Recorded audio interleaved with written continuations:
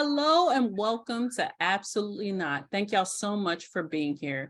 My name is Katrina K. Stroll. My pronouns are they, she, he, and you can learn more about me at my website, www.katrinastroll.com. Real quick, if you appreciate the work that I do here or elsewhere, please visit the Support the Mission page of my website. There are several options to choose from, so please choose one. The key words for this episode are compliance, respect, and balance. I encourage y'all to look up the definitions of these words and compare them to the definitions you carry with you on a daily basis. If you need help comparing, please let me know.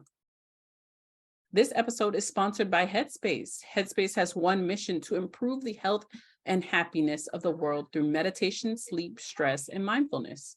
Find out more about Headspace at the link in the show notes. Okay, Spirit. Today's episode is titled The Fine Line. Yeah, I'm excited to talk about this with my amazing special guest, Chauncey L. Kelsey, him. An enthusiastic professional that has gained an array of experience in various areas of business, such as talent acquisition, employee relations, human resources, and project management. Oh, we love a dual-headed king. He has spent the last 5 years in HR and most recently transitioned into corporate compliance space. He identifies as a veteran. Chauncey, thank you so much for being here. Thank you. I truly appreciate all of the hats you have worn for the past 5 years. I want baby brother, Mommy. Okay, thank you so much for letting me know. And I wonder, why have you worn so many hats? For me, it's just it's kind of like an accident, I guess I say. When I graduated high school, I knew I wanted to go to college. I wanted to do like the 4-year type deal, possibly go into computer science, something like that. But something funny happened along the way. I actually enrolled into the military. That was kind of like my backup plan. So I took that route, did 4 years in the military, served in the Navy, and everything else after that just kind of came along as a happenstance. I never really sat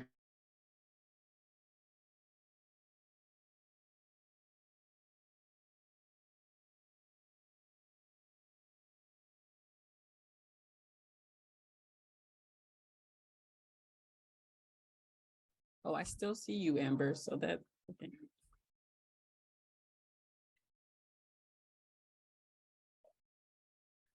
Okay, you're back. Yeah, I think that was me. Okay, that's okay. My apologies. I appreciate that you're back, but you were talking about how you never really sat down to think about why you picked up all these hats. No, I haven't actually. It's just kind of something that's kind of came along. I served in the military, and everything else that happened after that just kind of happened, just kind of came along. I got into HR by accident. I applied for a position with the company, and I left the company that I was working for. I was working full-time benefits, but I was in a retail management position, so it took away a lot of my free time. Took away a lot of my time with my family. I liked the job, but it just took away too much of my time. So basically, I was like, let me just kind of start over. I took a chance, left that company, went into the HR space. I did that for 5 years, built some relationships in the corporate compliance space. So when the time came for me to go over to corporate compliance, I was able to apply for a job, interview for it, and here I am today. So it's just kind of one of those things that's kind of happened. I never really sat down and said, this is the route I want to take. It just kind of happened along the way. And I love that. Because there are so many messages out there, people like, you need to choose a lane. Make sure you don't stray from this lane. Do you have any messages, or was anybody telling you messages of otherwise? Like, no, go ahead and stray. Mostly myself. Honestly, I worked in the HR space, as I mentioned. So, when you're in HR and you tell people that you want to do certain things, this is the next step you want to take, they kind of try to put you in this box, like this is the only route that you can go. Like, yes, basically what you're saying is that you can't change your mind from that. So for me, I've always kind of had an open mind to the directions I wanted to go, the things I wanted to do. And whenever I would sit down and say, this is where I want to go, or this is what I want to do next, of course, I would talk to my wife, we'd sit down, we'd have these conversations, and she was always supportive of where I wanted to go and what I wanted to do. Of course, most people thought I was probably a little silly to leave a full-time job where I was, pretty comfortable. But as I mentioned, it was taking up a lot of my time working in retail management. Took a lot of my time, and I wasn't able to really just kind of be off and just have like free time. So I'm glad I took that chance that I did, and I feel like that chance that I took, I ended up where I am today. I love that you're using all these words like taking a chance, taking a risk. Of course, you work in corporate compliance, so it's part of your vocabulary, but a lot of people are going to hear that and be like, okay, where am I? Like, where's the worth in that? People are scared to take chances and risk because they're like, I don't know if it's going to pay off. Has it paid off for you, like taking that chance and that risk? I believe it has. I never knew, when you take those chances, you never know if it's going to pay off or not. You're just kind of betting on yourself. You're betting on your abilities. So when I left that retail management job and I started working in HR, I was working in a call center type environment. I didn't really want to be in a call center environment, but it was something that I felt like I had to do because, I got my foot in the door. Here I am. And because I knew then that I didn't want to do that job for like a long term, I kind of made sure that I went above and beyond trying to do everything I could to learn everything that I could about HR, learn about different jobs, and just kind of learn, just kind of grow from there. And I was able to take that, and I worked, I trained people, I did stretch assignments. I was really putting in some good work, I think, from my perspective. And unfortunately, I wasn't able to move up within that space, but because of the relationships I built in that space, I was able to move up and go somewhere else and eventually come back to the same company and be successful and make a little bit more money. And we love that for you. We truly do. I love all these lingo like statements you're using, like foot in the door, stretch assignments, like lateral moves, and like coming back to make more money. Like all of this, people are told is necessary to be able to get to where you go, where you want to get to. But you went you went down the street, you went a whole different block to where you thought you wanted to get to. So do you think these steps are important as part of the process? Do I have to do stress assignments? Do I have to get my foot in the door? Do I have to work at a call center?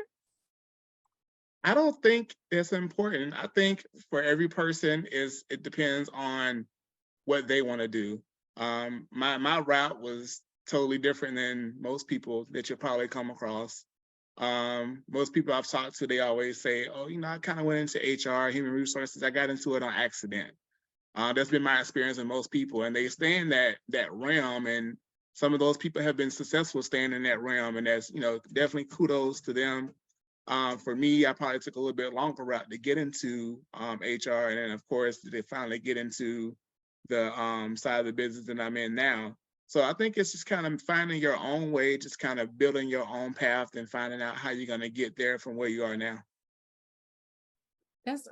That is solid advice, because so many people, especially with HR, they're like, how do I get in there? Because it's such a weird mystic space. Like, do what you can with what you have and like what you know at the time. Because me telling you to get your foot in the door right now is like, that could change in like 3 months. HR is forever evolving, all that space in general. But we'll move away from HR because you no longer stay there. You stay in corporate compliance, which is where we got, or I assume where you got the title of this episode from, The Fine Line. What's the fine line? Why do we care? So in corporate compliance, I think the thing, of course, I think with most companies, what you see is most companies have basically what they call like a hotline where you can kind of call in and say, hey, this is going on. This is the issues that I'm having. And as far as the fine line is concerned, I think what we're seeing now is, of course, the rise in social media, TikTok, Instagram, Twitter, Facebook, you name it, whatever platform you're on. what you see is that you have a rise of people that are posting things that, in a work environment, and they're starting to kind of have like a negative reaction, so to speak, from those things that they're posting. So what you have to figure out is, you have to really separate personal from business if you're not working for yourself. And That's where the fine line comes in. And that's a hard truth that we're all going to have to swallow at some point. If you're not working for yourself, then you have to align with the beliefs and priorities that that corporate organization has in mind. Has there ever been a time where, I guess, well, let me start with the process. When people call you, is it usually complaining about somebody else's compliance, or are they asking about their own compliance? They're not calling us directly. We have kind of like we have a vendor. We try to make it as anonymous as possible. So we have an outside vendor that kind of takes those calls, and those calls typically, majority of those calls go to HR. But because I work in the corporate compliance space, I have the ability to basically see everything that comes into as far as those calls are concerned. So they're not calling me directly, but I have the ability to see everything. And because of things I've seen before in the past in the HR space, because of things, and people will say, hey, this is something that I saw on TikTok, and they'll post a link in that case. They'll go online, they'll file a case and say, hey, this is something that I saw on TikTok. This is something that I saw here. And of course, we're not always investigating those cases, ourselves, but those cases are going to the HR partners in that area or the HR managers in those areas. They're looking into it, they're investigating it, and sometimes you will see associates who end up being terminated, or employees with any company that get terminated because of things that they did that were questionable, that they put on social media and they were at work or on a job, so to speak. I see that often. And a lot of organizations that are like have people who work in the field or people that work on the ground, they be like on top of like just very unsafe behavior, and they make it TikToks. I'm like, wow, you said you were in the Navy as well. Like that, you would have been kicked out the Navy. Like you're right. Yeah, you're being wild. But this is an important process because you either are prioritizing your fame on that social media platform or the organization that you're a part of. And you talk about that fine line. Has there ever been a case where you had to be like, well, I'm not sure what they were doing, if it was unsafe or safe? Have you ever like been on the fine line and like, I don't know where to go? Not really. Most of the things that I've seen so far have been have been pretty simple, black and white. I've seen sometimes people just complain about, well, let me not say complain, but they have concerns about things. Like it can be a simple TikTok post where someone is at home, but they know that they work for, whatever company they work for, or whether they work for us, whether they work for someone else. They could be at home just minding their own business. They're like, oh, this person works for you. And I mean, of course, it's someone that has to know them personally for them to say, oh, this is someone who works for you. And sometimes we see those cases and it's like, okay, this is not gonna end the way you think it's gonna end, because it's nothing really against policies, procedures, things of that nature. But sometimes you will see some situations where I saw one when I was in the HR space where an associate was doing some very interesting things with money, handling money. That's very, of course, it's sensitive nature. And I'm pretty sure they ended up terminated for that, because money is one of those things that you definitely don't want to mess with, especially at work in uniform. So it's pretty much kind of black and white, depending on the situation. But yeah, I haven't really seen anything that's kind of like made me question. And I guess I'm glad about that the policies at your corporation are so intact that like, no, this is not something we align with. This is not, y'all need to go, or, oh, this is fine. This is safe behavior. You're okay with doing that. I love that you used a lot of words around like just alignment and compliance. Like you are constantly checking the policies, I'm assuming, and being like, no, it aligns, or no, it doesn't. When people come to you and they're unaware of the procedures or the policies, do you have to constantly check them, be like, hey, here's our policies, and you can read it here. It's on this page. Go ahead and take a look. Yeah, we will do that sometimes. We'll point them to those policies. Most of the time, what we want to do is we want to partner them back with their HR manager. So typically, what we'll do is when we get those emails, because we have like a organization email for my side of the business. So when we get those emails, I'll pull them up. I'll look up who their HR partner is, and I say, hey, this is the person you need to reach out to. We typically don't assist directly with human resources or social relation issues, but definitely feel free to reach out to your HR partner, who I'm sure can definitely help you figure out the next step. Or if you want this to be investigated, here's the number and information for you to call or contact if you want this to be further investigated by someone else. I love that. See, a list of resources, and that's on boundaries, because now this is not something that I can help you with. I've sent you a list of resources and the people who can possibly help you with this issue. There are a lot of people out there who do work for other people, but unfortunately it's not enough income. So they're starting side hustles, they're starting TikToks, they're starting partnerships, they're doing whatever they can. What would you encourage those people to do before they start, like even create their little TikTok account? I would encourage people to, it's a couple of different things I would encourage you to do. It depends on the side of the business that you're working on, right?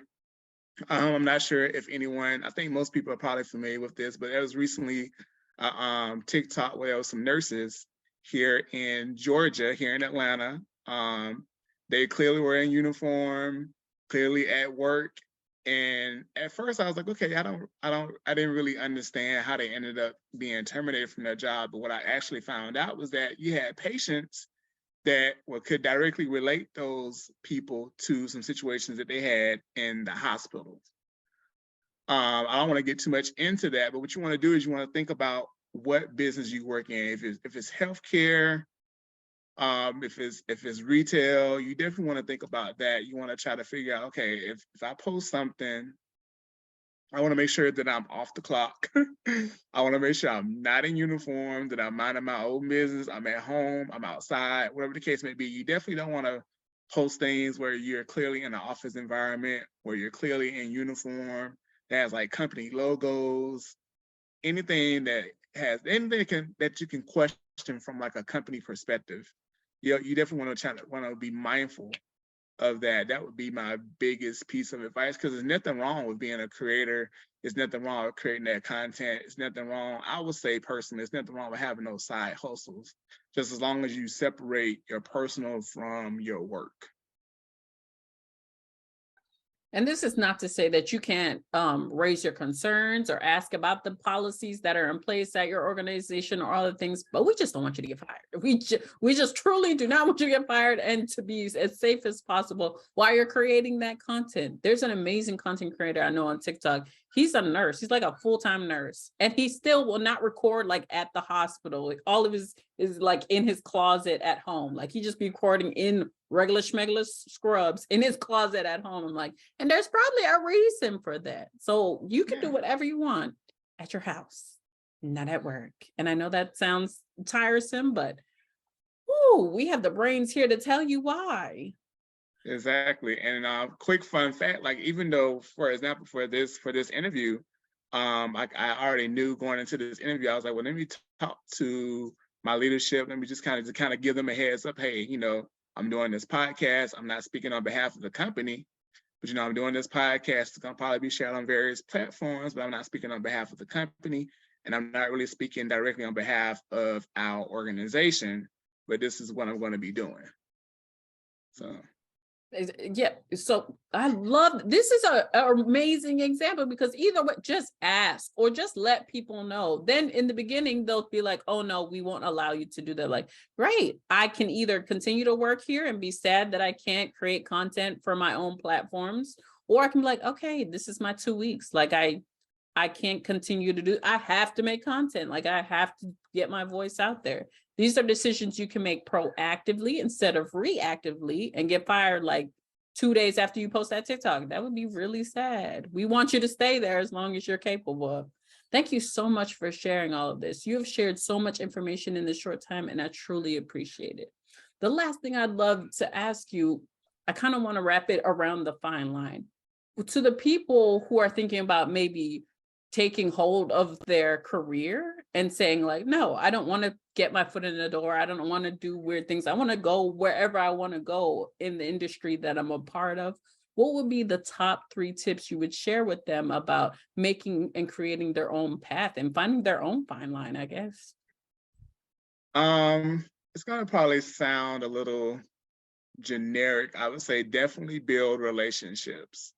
Whether it's, lunch, coffee, whether it's just a sidebar conversation, you want to build relationships with people who are already in those spaces.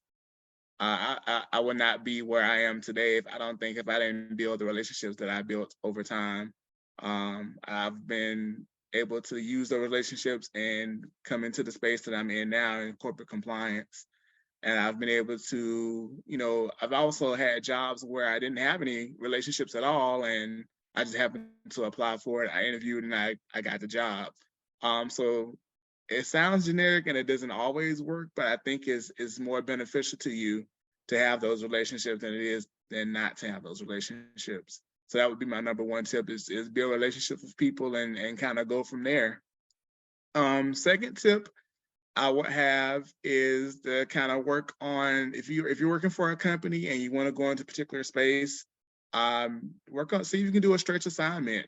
See if you can, shadow someone in that department you want to go into. It doesn't, again, that's something that you could be beneficial from.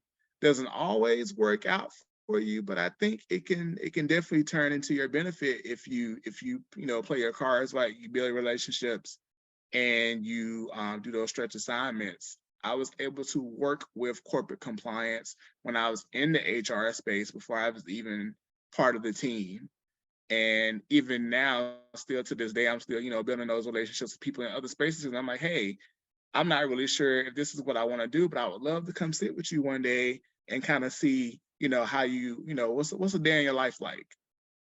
Those are the conversations that I'm still having to this day. And last but not least, I would just say, just try to be as optimistic as possible. It's not going to always work out.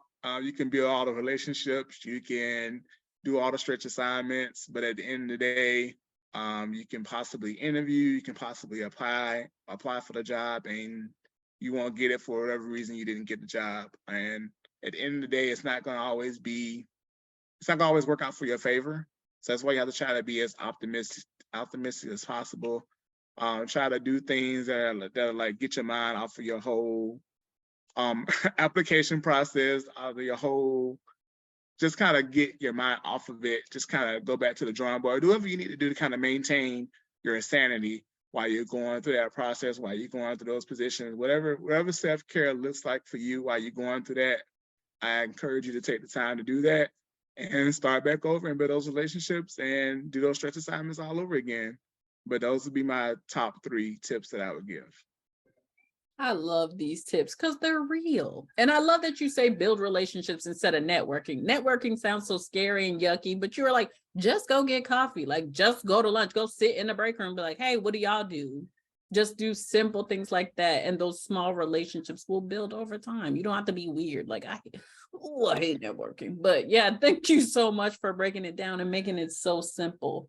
The last thing I want to ask you about before we wrap it up is the stretch assignments. Who told you about stretch assignments? Somebody told you about that? Let me try to, I feel like someone did tell me about that. Probably back when I was in the HR space, I was working in the contact center. And of course, back then, all you're doing really is taking phone calls. And they're always telling, if you want to move on, if you want to do something else, you want to do a stretch assignment. And I'm like, okay, well, it sounds like something interesting, but stretch assignments for me was going outside of where I was at, which at the time was trying to shadow with people in the stores, trying to figure out, hey, what are you doing in the stores, building those relationships, trying to figure out, hey, what's going on over here? Or what's going on over there?